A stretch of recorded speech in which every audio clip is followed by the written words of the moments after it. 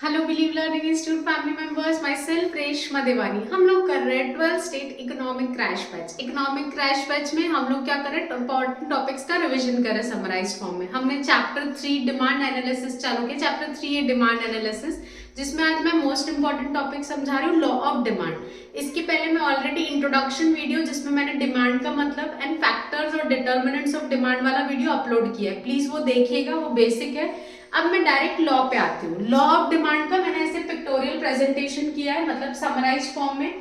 कोई भी लॉ हम पढ़ते हैं तो उसके बेसिक्स क्या होते हैं और ये सब मैंने आपको already law of diminishing marginal utility में पढ़ाया है। तो अभी मैं डायरेक्ट लॉ चालू करती हूँ, ठीक है। Statement of law, demand schedule and graph, ये 3 पार्ट में डिवाइड रहेगा। अब क्या क्या होता है इसमें हम एक एक करके देखते हैं। आप एक बार देख लीजिए, ये पिक्टोरियल प्रेजेंटेशन है हमारे लॉ ऑफ डिमांड का। तो चलिए शुरू करते हैं। बहुत सिंपल सा लॉ है। लॉ ऑफ डिमांड जब भी पढ़िए तो एक चीज याद रखिए, लॉ ऑफ डिमांड में हमको क्या देखना है,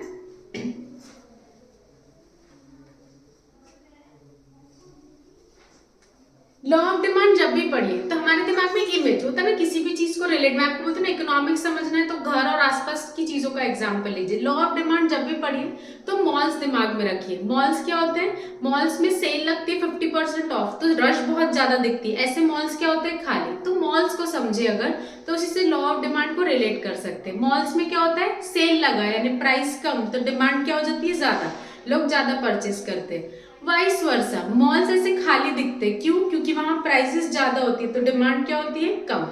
यही लॉ ऑफ डिमांड है। अब उसको ऑफिशियल लैंग्वेज में देखते हैं। बहुत सिंपल सा कंसेप्ट है लॉ ऑफ डिमांड। आपने ये नहीं भी पढ़ा था, इसके पहले भी हम लोग अपने ह्यूमन नेचुरल बिहेवियर में लॉ ऑफ डिमांड वैसे ही फॉलो करते हैं।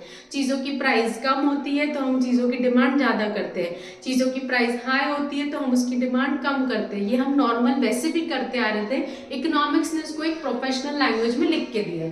तो चलिए देखते हैं लॉ ऑफ डिमांड। इसमें सबसे पहला है statement of law, second demand schedule, third graph. अब स्टेटमेंट ऑफ लॉ क्या बोलता है, other thing being constant higher the price. बाकी चीजों को अगर कांस्टेंट रखे इसका मतलब होता है assumption. Higher the price, price ज्यादा, higher the price, smaller is the quantity demanded, तो क्वांटिटी डिमांडेड क्या होगी, कम। And lower the price, price को कम करिए, लोअर द प्राइस, तो larger is the quantity demanded, quantity demanded क्या होगी, बढ़ जाएगी। एक बार वापस सुनिए, अदर थिंग बीइंग कांस्टेंट, अगर हम अजम्पशन मान के चले कि कांस्टेंट है, higher the price, price high, smaller is the quantity demanded, demand कम, and lower the price, price को क्या किया, लो, कम, larger is the quantity demanded, quantity demanded क्या होगी, बढ़ जाएगी। तो ये था हमारा स्टेटमेंट ऑफ लॉ। अब आइए डिमांड शेड्यूल पे आ गई। ये तो स्टेटमेंट ऑफ लॉ समझ गया। स्टेटमेंट ऑफ लॉ जैसा होता है प्रॉपर, ये मैंने आपको समझाने के लिए थोड़ा हाईलाइट एंड कैप्स लॉक लिखा है, ऐसा पेपर में आपको नहीं लिखना है, बट हाँ इसी पैटर्न में हमको लॉ लिखना होता है। स्टेटमेंट, डिमांड शेड्यूल है, मतलब शेड्यूल एंड ग्राफ। अब आइए डिमांड शेड्यूल पे आ जाते हैं। शेड्यूल में मैंने लिखा है price of mangoes and quantity demanded. Price of mangoes में लिखा हुआ है, आपको जो चीज अच्छी लगती है आप उसका एग्जांपल लेके हर लॉ में आप वो अप्लाई कर सकते हो, क्योंकि हम बहुत सारे लॉस पढ़ते हैं जिसमें हमको क्या करना होता है, नंबर्स में देना होता है। तो मैंने यहाँ मैंगोज लिखा है, प्राइस ऑफ मैंगोज, मैंगो की प्राइस 50 थी तो क्वांटिटी डिमांडेड कितनी थी, 1। प्राइस 50 से घट के कितना हुआ, 40, तो क्वांटिटी डिमांडेड 1 से बढ़कर कितनी होगी बेटा, 2। प्राइस 40 से घटकर हुआ 30, तो क्वांटिटी डिमांडेड 2 से बढ़कर कितनी हो गई, 3। तो एक नेचर ऑब्जर्व करें तो प्राइस कम कम कम होते जा रहा है, क्वांटिटी डिमांडेड बढ़ती बढ़ती बढ़ती बढ़ती जा रही है। प्राइस 50 से 40 तो क्वांटिटी डिमांडेड 1 से 2, प्राइस 40 से 30 तो क्वांटिटी डिमांडेड 2 से 3, प्राइस 30 से 20 तो क्वांटिटी डिमांडेड बढ़कर 3 से 4, प्राइस 20 से घटकर 10 तो क्वांटिटी डिमांडेड 4 से बढ़कर 5। तो अगर हम ऐसे देखें, प्राइस ज्यादा 50 तो क्वांटिटी डिमांडेड कम 1, प्राइस कम 10 तो क्वांटिटी डिमांडेड ज्यादा 5, हेंस प्रूव्ड। अब आइए हम ग्राफ पे शिफ्ट होते हैं। ग्राफ इजी होता है, मैंने बेसिक लॉ में आपको पहले पढ़ाया है, फिर भी अभी जितना हो सके, अभी हम जैसे जैसे लॉज आगे बढ़ते जाएंगे तो थोड़ा सा फास्ट जाएंगे कि ये आपको hope so schedule and graphs बनाना समझता है, बट फिर भी चलिए अभी इस ग्राफ में मैं एक और बार बता देती हूँ। अब इसी को ग्राफ पे हमको प्लॉट करना है। ये क्या होती है, वाई एक्सिस, ये क्या होती है एक्स एक्सिस। ठीक है, तो अगर हम देखें इसी को यहाँ पे प्लॉट करना है, प्राइस कितना था बेटा 50, तो क्वांटिटी डिमांडेड कितनी थी 1। आप इसको ऐसे भी बना सकते हैं, प्राइस 50 तो क्वांटिटी डिमांडेड 1, प्राइस 50 से घट के हुई 40 तो क्वांटिटी डिमांडेड क्या हुई बेटा 1 से बढ़कर 2, प्राइस 40 से घटकर हुई 30 तो क्वांटिटी डिमांडेड 2 से बढ़कर 3, प्राइस 30 से घटकर हुई 20 तो क्वांटिटी डिमांडेड 3 से बढ़कर 4। यही पॉइंट्स को मैं ज्वाइन कर रही हूँ। प्राइस 20 से घटकर 10 तो क्वांटिटी डिमांडेड कितनी हुई 4 से बढ़कर 5। अगर हम नेचर ऑब्जर्व करें तो प्राइस कम कम कम हो रहा है तो क्वांटिटी डिमांडेड बढ़ रही है, तो उसका स्लोप कैसा है बेटा डाउनवर्ड। यही मैंने लिखा है यहाँ, डाउनवर्ड स्लोपिंग डिमांड कर्व। अब ये मैंने एक्स्ट्रा इन्फॉर्मेशन लिखी है जो आपको ग्राफ के नीचे लिखने में काम आएगी। बेटा पेपर में स्टेटमेंट ऑफ लॉ वैसा ही लिखना है, शेड्यूल लिखना है, उसके बाद ग्राफ लिखकर इसके नीचे आपको एक्सप्लेनेशन भी देना है। तो एक्सप्लेनेशन हम क्या देते हैं, हम अपनी लैंग्वेज में लिख सकते हैं। समझ लीजिए आप जिस भी टाइप का ग्राफ बना उसमें ये 4-5 सेंटेंस लिख लीजिएगा। जैसे अगर अभी हम इसकी बात करें तो on X axis quantity demanded and shown, on Y axis various prices are shown. Relationship बता सकते हैं आप, demand curve is downward sloping. एक एग्जांपल दे देना, when price is 50 quantity demanded is 1, when price decreases to 40 quantity demanded increases to 2 and so on लिख देना। इतना सारा लिखने की जरूरत नहीं है, ठीक है।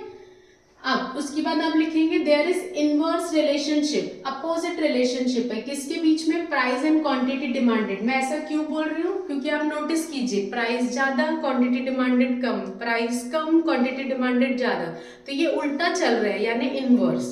इकोनॉमिक्स की लैंग्वेज में अपोजिट को इनवर्स बोला जाता है। तो फिर उसके बाद आप ये पॉइंट लिख सकते हैं, इनवर्स रिलेशनशिप है, प्राइस एंड क्वांटिटी डिमांडेड के बीच में रिलेशनशिप कैसा है, इनवर्स। ये मैंने ऐसे पिक्टोरियल में आपके लिए लिखा है, ये आपको लिखने की जरूरत नहीं है इसके नीचे।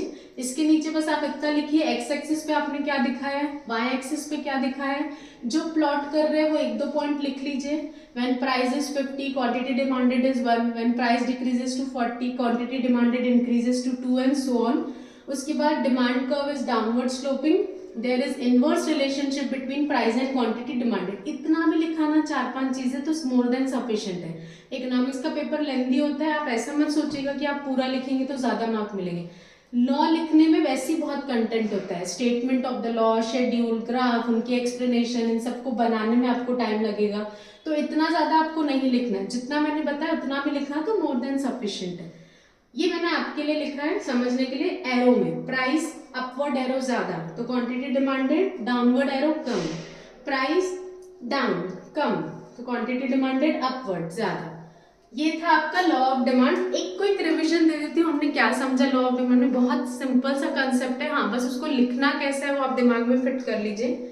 हमने पढ़ा statement of law, demand, schedule and graph. Statement of law में बोला other thing being constant, higher the price smaller is the quantity demanded, higher the price smaller is the quantity demand and lower the price larger is the quantity demanded. फिर हम आए demand schedule पे जिसमें हमने numbers में लिखा कि भाई प्राइस ऑफ मैंगो 50 था तो क्वांटिटी डिमांडेड 1 थी, प्राइस ऑफ मैंगो 50 से घट के 40 हुआ तो क्वांटिटी डिमांडेड 2, प्राइस 50 से 40, 40 से 30, 30 से 20, 20 से 10 हुआ तो क्वांटिटी डिमांडेड 1 से बढ़कर 2, 2 से बढ़कर 3, 3 से बढ़कर 4, 4 से बढ़कर 5।